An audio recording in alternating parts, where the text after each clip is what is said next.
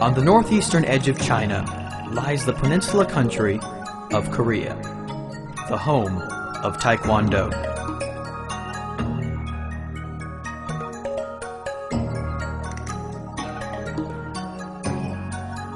Korea, a land of breathtaking beauty.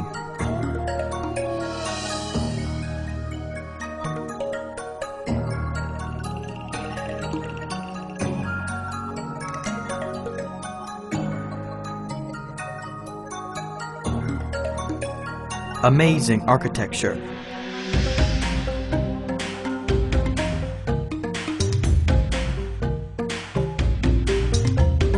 And the birthplace of the man who would change the world of martial arts forever.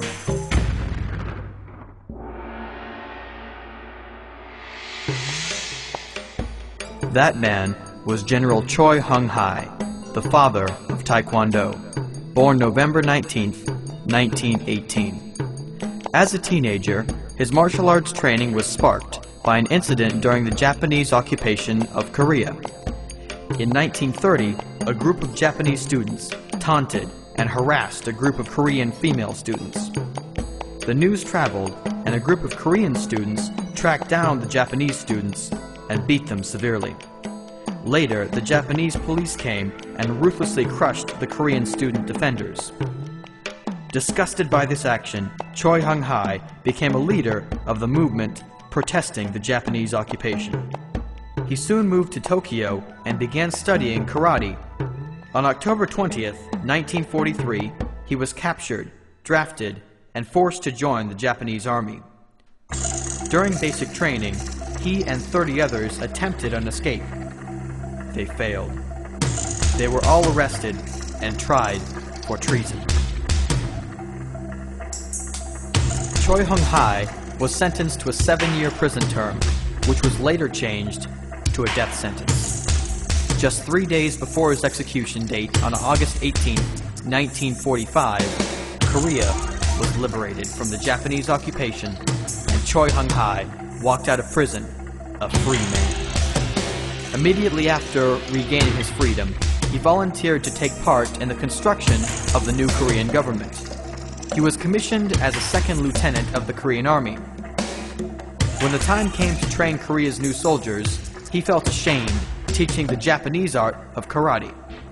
So over 9 years, he researched, practiced, and refined a new Korean martial art based on scientific movement and a mentality fit for Korea's finest.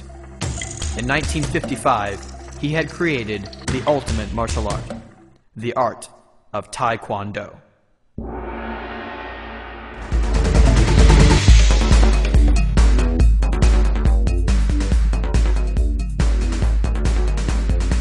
Well, in Taekwondo, 5 tenets of Taekwondo are taught: courtesy, to be nice and respectful; integrity, to tell the truth and to do the right thing; perseverance, to keep trying and never give up; self-control, to control your mind, what you think; your body, what you do; and your emotions, what you feel; and indomitable spirit, and that's the feeling of being a champion, knowing that you're born to win. And we live by those tenets, and it's really a guide on how we live our lives. I personally teach in groups of experience level and age. That way I don't have my children with my adults. It's for safety reasons. This gives the students an opportunity to work on their basic techniques, their drills. There's 2 different basic sets of drills that they teach here. There's kicking drills, where you're doing your technique while you're moving with the partner. So you've got a partner to target. And then we also have something called one-steps that the adults use, also with a partner. So you've got your targeting down, and it's usually a more complex set of moves. It's more stationary than the kicking drill. We work on some patterns. Well, forms in Taekwondo are basically the combination of moves put together to simulate a fight between you and multiple opponents. It teaches you how to visualize the kind of attacks you'd go through in different situations to be able to take care of one opponent and then quickly move along to the next.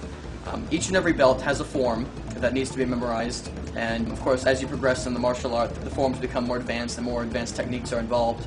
So forms are basically kind of practice fighting in thin air. And it's a great way to develop your skill.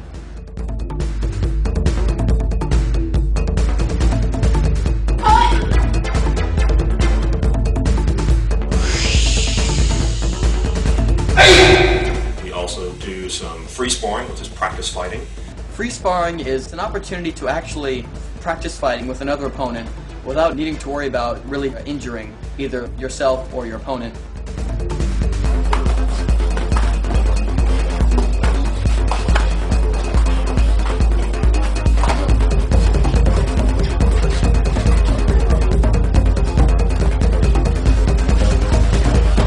We use the Macho free sparring gear, which is a very high density foam, has great protection. We use light to medium contact. Black belts can hit a little bit harder, but then black belts, by then they've been training 4 to 8 or 10 years, and for them a little bit harder contact is not a major issue. Punch hard.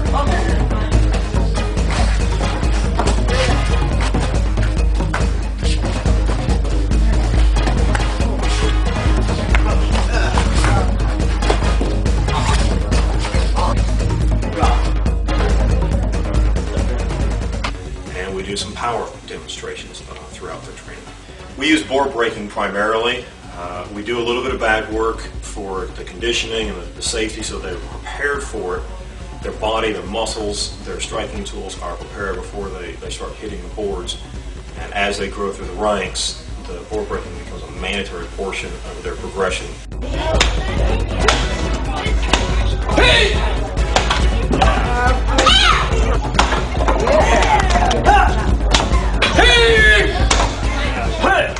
The main reason for board breaking is to demonstrate at testings that you have the power and the correct technique necessary to progress to the next rank. About every 3 months as a color belt you test for a new rank. If they break their boards and their forms and their drills and their free sparring is good, as well as their verbal and knowledge skills, then they have a high possibility of passing. If they don't break their boards, it's almost a guarantee that they will not pass. There are a series of belts. There are 14 color belts. 9th degree black belt is the highest rank. If you test exactly on time every time, it takes 45 years to attain 9th degree. So it's definitely a lifelong goal.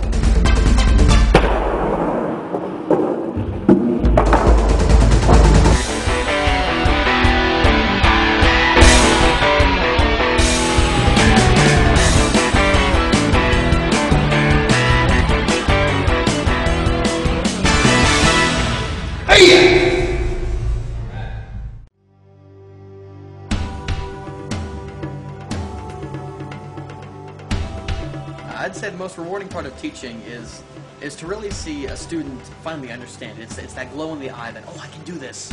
That's really enriching for me as an instructor.